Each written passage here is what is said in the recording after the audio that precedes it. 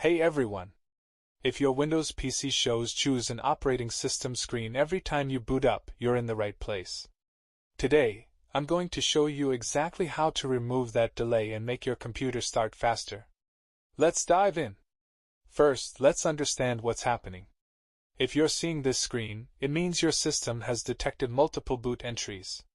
This could be because you have dual boot set up, or more commonly, leftover files from a previous Windows installation that wasn't completely removed. Either way, it's slowing down your boot process, and we're going to fix that right now.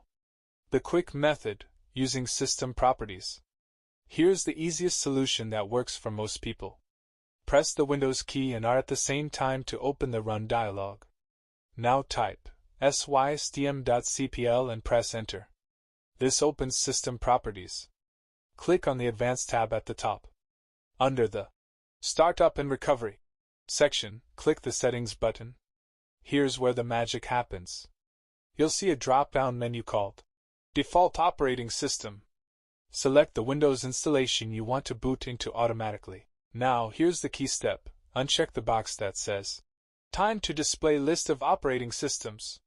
Pro tip: if you want even faster recovery options, you can also reduce the time to display recovery options when needed to just 3 seconds instead of the default 30.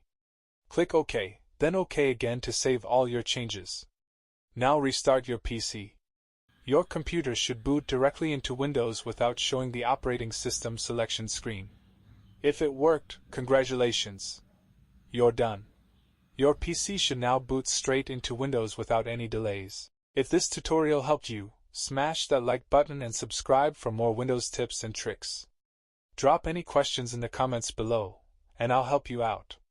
Thanks for watching, and I'll see you in the next video.